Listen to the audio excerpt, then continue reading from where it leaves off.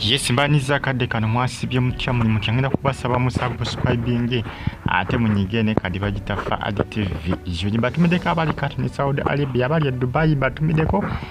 kitalo ekya Pastor Samuel Kajimu eyafudde musajja mukulu era ng'ekyo kyabadde asumba nga bw'ogirengerawo ngenda kubasaba musubscribing ate munyigene kadi munange endigazi zonna abadde bamufollowing bonna abadde bamugoberera ku kyaki gibayita Omega Healing Center ono abadde awangalira Dubai musajja mukulu nga omulengera mu kifaananyi ekyamusa kyo kinakubanga kitegerekeka kubanga yafudde bufi abamu bagamba kibwatukira abali bagamba laka abadde n'ebirwadde bingenda kubasaba mu subscribing abali bagamba nti abadde n'ebirwadde byo kwegamba buli omu ayogera kiki nga munange yabadde akagamba nga avudde Dubai nga zeeyo ku butaka gye bamuzaala kiyafiiridde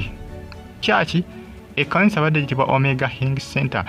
Bannayuganda mwena muna bawangalire Dubai Bannayuganda bannya abadde bakola ki abadde bamugoberera mu kyaki ye lwakuba Dubai munene nga kyaki ne badde manyikiddwa Bannayuganda bangi nnyo abawangalire Dubai olw'ensonga nti abo bonna badde baagala okusaabako abakkiriza mu ddiini eyo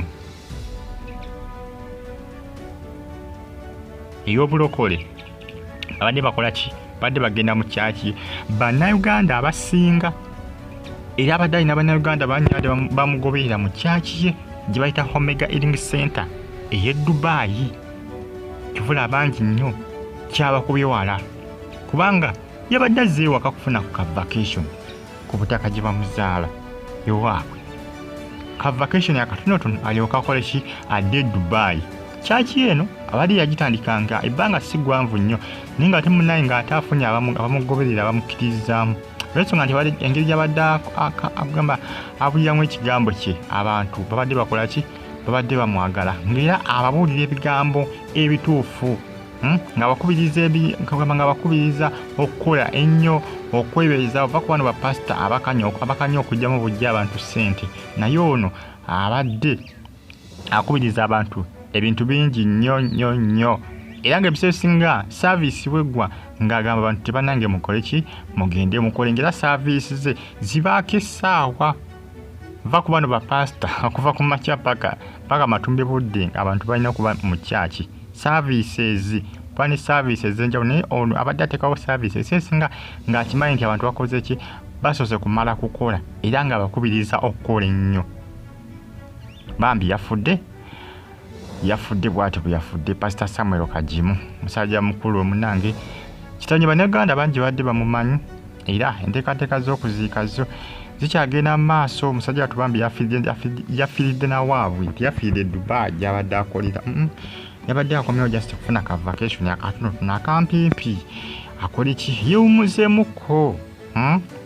alina omulimu gw'obwa pasita nagwo si mwangu nga ze akiringemuko awummulemuko neki n'abafamiri ne munnange yakkakanyira koze eki tasobole nakudda Dubai yafiiridde Uganda gye bamuzaala kitalo nnyo ekyamuse kiki abafamiri bakyebuuza kyekyansi omuntu waffe omusajja yavudde Dubai ng'ali bulungi naye beebuuza buzibu kiki obuzibu avudde ku ki byebyo esaazi ebitambulatambula ku social media nsonga za Pastor Samuel Kajimu bw'atyo bwe yafudde oba yafudde ekibwatukira oba yabadde n'ebirwadde bye kugamba buli omu ebibuuzo biri ku buli mumwa gwa muntu buli omu yeebuuza kiki buli omu ali confused ku ngeri gy'afudde musajja mukulu ono Pastor Kajimu engeri gy'afuddemu buli omu akola ki agyewuunya naye nga Bambi bo abamufollowinga endigazi abasinga bonna bali mu kiyongowero wali e Dubai era nga kyaki ye abasinga batadde okungubaga e Dubai kyaki mbagambi bagita Omega Healing Center e Dubai oba otambudde bulungi Dubai n'obuuza kyaki eno mweri ebadde emanyikiddwa newankubadde Dubai munene naye ebadde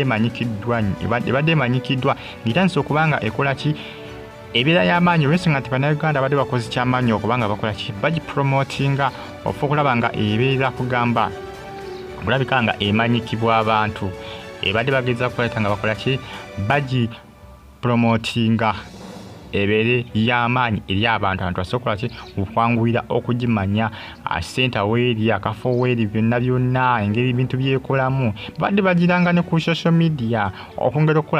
okugisitula ninga munange byebyo essaawa zino pasita bw'atyo bwe yagenze bwe yafudde mu ngeri etagambika mu ngeri embi era tegeerekeka bulungi. Kitalo nnyo kya pasita Kagimu, kitalo nnyo. Kyaki badde bagita Omega Healing Center ebadde esangibwa Dubai. Bw'atyo bwe yafudde musajja mukulu oyo. Mbaagala nnyo bagita Faad TV yogi kitalo nnyo ekya pasita Samuel Kagimu. Mbeera bulungi musigale nga munfollowinga kubanga updates ezomba nazo nenga bambi maziga gokka aba family bali maziga abali bamufollowinga endigazi wali Dubai nazo ziri maziga